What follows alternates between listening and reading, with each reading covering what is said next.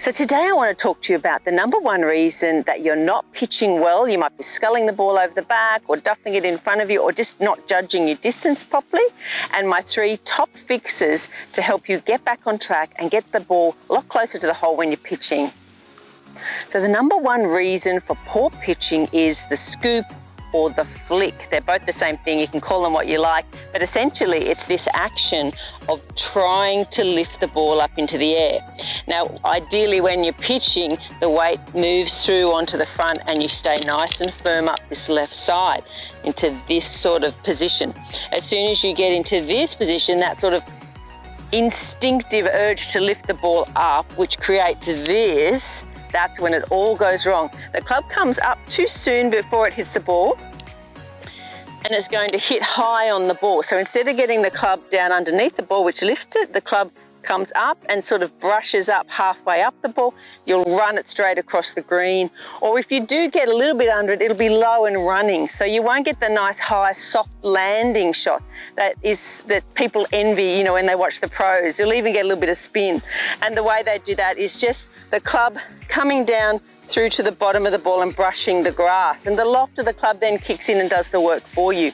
If you try and add loft by physically trying to scoop the ball up, that's when everything goes wrong. So I'm going to give you my 3 best drills to overcome that flick and to overcome that urge. Once you get that feel of hitting down and through, you understand what it takes to lift the ball up consistently, and it's going to revolutionize your scoring. So let's start with our first one. I've got an alignment stick here, and all I'm going to do with that is I'm going to put it down the side of my club like so, and I'm going to grip the club and the alignment stick together. Now it's a little bit awkward, but it's not too bad. But what it does is it extends up my side. You can see that there. Now when you flick, it's going to hit you in the side like that. Now if I don't flick, you can see I've got plenty of space here between the alignment stick and me. So this is a fantastic way to get the feel of this lovely straight firm follow through here. If you flick, it's going to hit you up here in the side. So you could try that with a golf club. It is even more awkward though with a golf club to try and grip the 2. Any old stick, maybe a wooden ruler, possibly something with a little bit of length and it's not too heavy. So that's number one way to really get the feel for this really nice extension through. The other thing that will enable you not to hit your side is to turn your top half through the shot. I'm not leaving it facing this way, I'm turning through, and that will help you get that extension and also allow you to not hit yourself in the side with the stick. Now my number 2 method is going to be using this piece of metal here. Now the only reason I'm using a piece of metal is because it's what I happen to have in my golf bag, and it's part of a little putting drill that I have where you put some elastic between the 2 and it helps you putt. So what's even better than this, but I didn't have it with me, is just a little ruler. And all you're going to do with your ruler or whatever you've got is to stick it down underneath your watch on the back of your hand there. So it just sits down your watch. You could also stick it into your glove if you wanted to. So you pop your glove on and stick it down. So the rule is your best thing, but this works fine. Whatever sort of straight thing, even a stick. I've done it before with a stick. I've just gone and found it. So basically take your same setup as you normally do with your ruler or whatever it is tucked in your watch there, down the outside of that leading wrist. Now if you break that wrist, you're going to feel it stick in straight away. It gives you that instant feedback. This is what I love about this one. So if you get wristy, you're going to know all about it. So it might take a little bit of adjusting, getting it in the right spot. You could even, I tell you what you could do is use like a sweatband, like a tennis sweatband, and stick it in that way too. But either way, you can practice this at home too. So it forces you to stay nice and firm up here. It eliminates that. As soon as you do that, you'll feel it straight away. This one's falling around a little bit, but you get the idea. So that's our number 2. And tip number 3 is all around the weight distribution. Now, when you're tending to scoop, often you throw the weight back onto the back foot here, and that also encourages the club coming up over the top and you sculling the ball along the ground.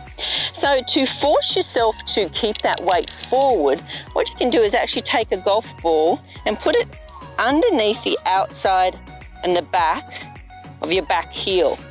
So it sort of forces you onto that front foot. If you consistently fall back when you pitch, this is a great way to give you the feel of the weight staying forward through the ball. Now you can start off with the ball underneath the heel. You can actually hit some shots with it if you like. Then what you can do once you get a feel for that is you can take the ball away, but keep the heel up. And this is just practice. This is not when you're out on the course.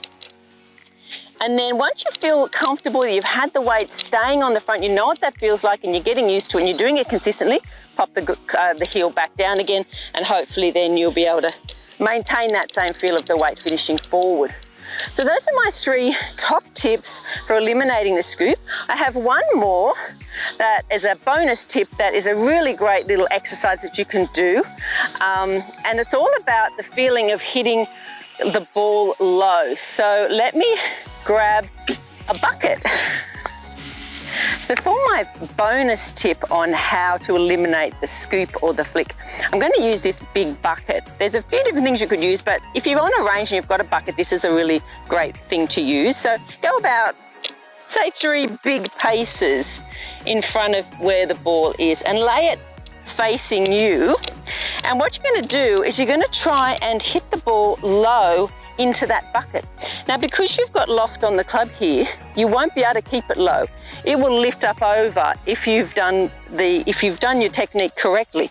Another way to look at this is imagine that's a low bench around about this sort of height here, and you want to keep the ball underneath. So it's either underneath the bench or into that bucket. So you're going to go through your good technique, imagining you're going to try and hit it low. And you can see the ball still goes over the top. But that's what you want, right, when you're pitching. So the idea is to get the feeling of not trying to scoop the ball up, but trying to keep it low. That allows the loft to kick in, allows your technique to be correct, and allows you to lift the ball up properly.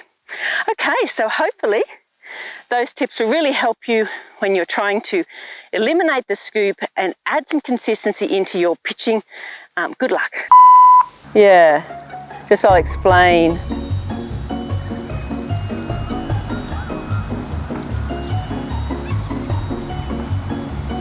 Yeah, it's close.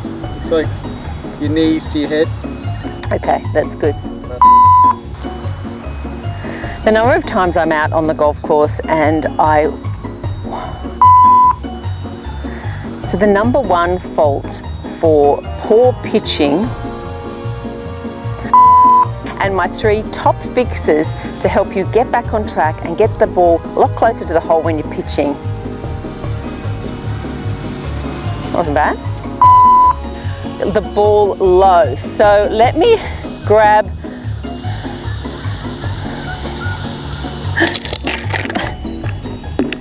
a bucket.